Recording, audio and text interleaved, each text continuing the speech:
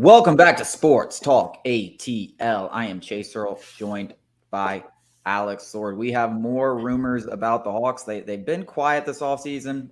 It's not for a lack of rumors. There's been a ton of them. This one's about Clint Capela, and it's not necessarily a new one. He's on the trade block. We've heard Dallas. We've heard Dallas since the draft, but it didn't come to fruition.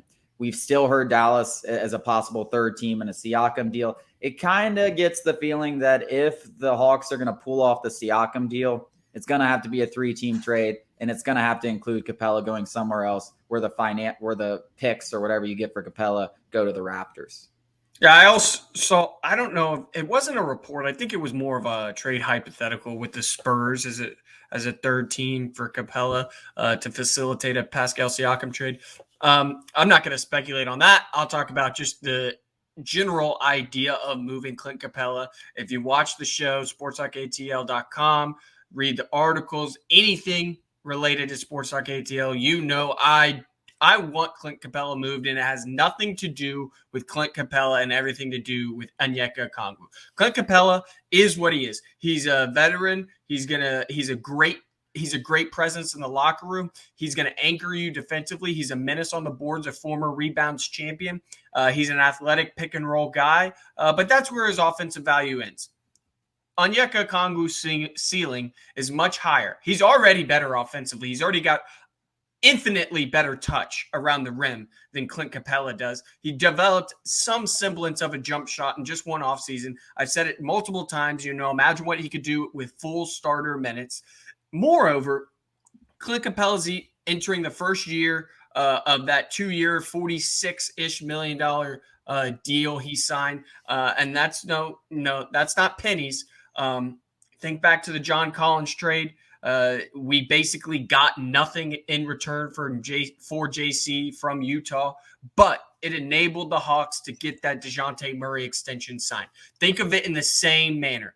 Well, Onyeka Okongwu, because right now it will be very difficult for the Hawks to extend Saddiq Bey or Onyeka Okongwu, who we both, I think I can speak for you, who we both want to be extended.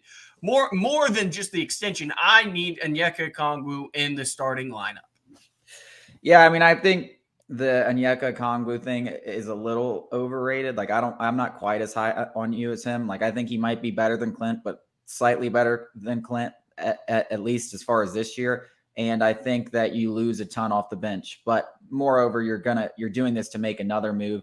Clint Capela is far more valuable around the league than John Collins was. His contract is a lot easier to manage. He's only under 2 years. He's much better defensively. I didn't mean that. I just meant the idea of moving. Yeah, I mean it's about clearing cap and getting a first round pick that you can trade for something else. That's what it's about. And I don't know what they're going to do with those backup center minutes. Hopefully they have a plan in place. Maybe they get it in the trade with Pascal. It's not hard to find a good center to come off the bench. Bruno Fernando ain't it. I can tell you that. He's not it, but it's not hard to find a center to get into, 15 minutes. Maybe it's included in the deal. Maybe they take on a little salary back or something and get a backup center. I do think that's something that has to consider, because there will be a drop off if you take no matter what Onyeka Okongwu is. There's going to be a drop off in the backup minutes so severe that it's not going to be made up by Okongwu and Capela. Coming up after the break, I just received some news on my phone. We're going to pivot here because it's kind of funny. It's not a long segment. The Saints just signed an old friend who I didn't even know was still in the league.